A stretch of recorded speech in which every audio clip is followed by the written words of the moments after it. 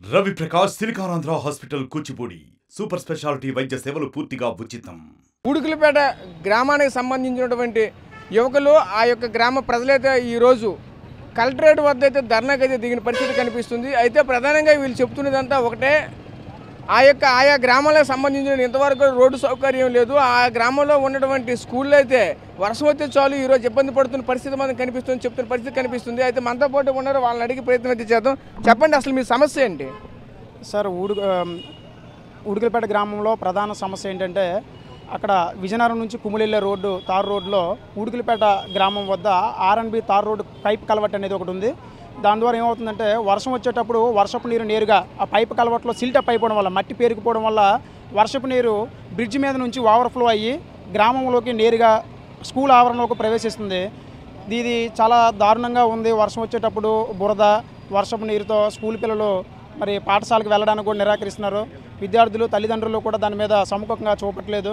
ఈ కారణం చేత విద్యార్థుల తల్లిదండ్రులు వాళ్ళ పిల్లలను వేరే స్కూల్లో జాయిన్ చేయడానికి ఆసక్తి చూపుతున్నారు తప్ప ఆ స్కూల్లో జాయిన్ చేసే పరిస్థితులు అయితే కనిపించట్లేదు.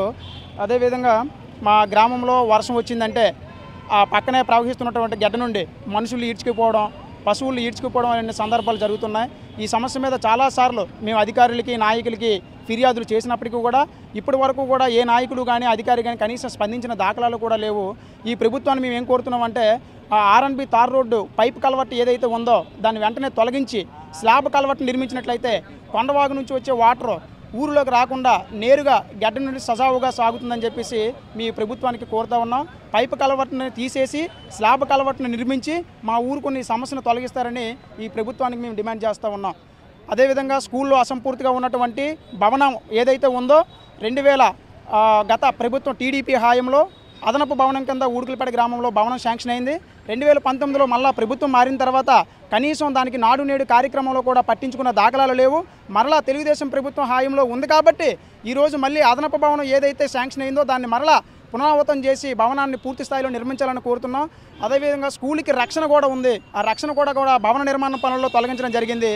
వాటి వలన స్కూల్ ఆవరణలోకి పాములు, పశువులు రావడం వల్ల విద్యార్థులు బోధన సమయంలో కూడా వాళ్ళు కంగారు పడి పాఠశాల మధ్యలో నుంచే పరిగెత్తుకుని వెళ్ళడం వంటి కారణాలు కూడా జరుగుతున్నాయి. వెంటనే రక్షణ కూడా నిర్మించాలా, ఆ అసంపూర్తిగా ఉన్నటువంటి స్కూల్ భవనాన్ని కూడా నిర్మించాలని కోరుతూ ఉన్నాం. స్కూలు ఆవరణలో 70 అడుగులు నుంచి 80 అడుగులు నీటి బోరు తీయించడం జరిగింది.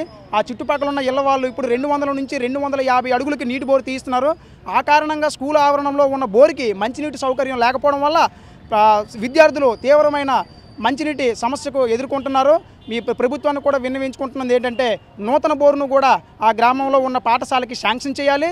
అదేవిధంగా పాఠశాలకి పడమటి దిశలో ఉన్నటువంటి ప్రహారీ గోడను ఆనుకునే మురికి నీటి, గ్రామం నుంచి వచ్చే మురికి నీరు నేరుగా స్కూల్ ఆవరణలో ప్రవహిస్తుంది. ఆ మురికి నీటి వలన విద్యార్థులు బోధన సమయంలో దుర్వాసన వెదజల్లుతూ తీవ్ర అసౌకర్యానికి గురి చేస్తూ ఉంది. గతంలో కూడా చాలాసార్లు ఆ మురికి నీటి వలన మలేరియా, డెంగ్యూ, విష జ్వరాలు కూడా విద్యార్థులకు రావడం జరిగింది. ఆసుపత్రి పాలయ్యారు. లక్షల రూపాయలు కూడా ప్రభుత్వ ఆసుపత్రులు, ప్రైవేట్ ఆసుపత్రులు ఖర్చు చేసినప్పటికీ కూడా ప్రభుత్వాలు కానీ నాయకులు కానీ స్పందించిన దాఖలాలు లేవు. ఈ విధంగా ఈ ప్రభుత్వాన్ని కోరుతున్నది ఏంటంటే, ఈ విద్యార్థులని, ఈ పాఠశాలని, మా గ్రామాన్ని రక్షించమని ఈ ప్రభుత్వానికి మేమందరం కూడా నమస్కరిస్తున్నాం. మీరు చెప్పండి, అక్కడ ఏం జరుగుతుంది, అసలు మీ సమస్య ఏంటి? అక్కడ పిల్లలకి స్కూలు ఉడుకులపేటలో స్కూల్ ఉందండి, ప్రభుత్వ పాఠశాల. దానికి చిన్నపిల్లలు ఫస్ట్ క్లాస్ నుండి 5th క్లాస్ వరకు చదువుకుంటున్నారు. చదువుకునే వర్షం పడేటప్పుడు మాత్రం వర్షం నీరు స్కూల్లోకి రావడం వల్ల చాలా ఇబ్బంది పడుతున్నారు. స్కూల్లో వర్షం తగ్గినంత వరకు స్కూల్లో ఉండడం, మళ్ళీ రావడం, అందులో జారిపోవడం, పడిపోవడం జరుగుతుంది. ఆ నీరు నిల్వ ఉండడం వల్ల దోమలు గట్ట మళ్ళీ ఆ పిల్లలు తిని వాటి మీద వాడడం వల్ల జ్వరాలకి, డెంగ్యూ ఫీవర్లకి వాళ్ళు గురవుతున్నారు. అది కాక వెనకతలు కూడా వాటర్ అలా నీరు నిల్వ ఉండడం వల్ల కాలువలో వెళ్ళవలసిన నీరు వెళ్లకుండా అదంతా నీరు నిల్వ అయిపోవడం వల్ల దాని మీద కూడా దోమలు గట్ట ఉండి అసలు వెళ్ళే తోవ కూడా లేదు. దానివల్ల కూడా పిల్లలు ఇబ్బంది పడుతున్నారు. స్కూల్ వర్షం వచ్చేటప్పుడు మాత్రం బయటికి రావడానికి వీలు లేకుండా స్కూల్ అంతా నిండిపోతుంది. మాకు స్కూల్ ఒకటి కొంచెం బాగా చేస్తారని మేము ప్రభుత్వాన్ని అడుగుతున్నాం. ప్రధానంగా మనం చూసుకుంటే ఇక్కడ కలెక్టరేట్ అవుట్గేట్ వద్ద అయితే వినూతనగా అయితే మాత్రం కాళ్ళకి పాలిథిన్ కవర్లు కట్టుకొని అయితే వీళ్ళైతే నిరసన తెలియజేస్తున్న పరిస్థితి కనిపిస్తుంది. దీనికి ప్రధాన కారణం చూసుకుంటే ఆ గ్రామంలో ఉన్నటువంటి స్కూల్కి వెళ్ళడానికి అయితే వర్షం పడితే చాలు ఈ బురదతో అక్కడికి వెళ్ళలేని పరిస్థితి మనకు కనిపిస్తుంది. అదేవిధంగా అక్కడ కనీసం ఆ స్కూల్కి సంబంధించినట్టు మౌలిక వసతులు అయితే మాత్రం ఏమాత్రం కూడా నోచుకోలేదని చెప్తున్న పరిస్థితి కనిపిస్తుంది. అదేవిధంగా అక్కడ కనీసం మంచినీళ్ళ సౌకర్యం కూడా ఈ రోజు కనిపించలేని పరిస్థితి కనిపిస్తుంది చెప్తున్నారు.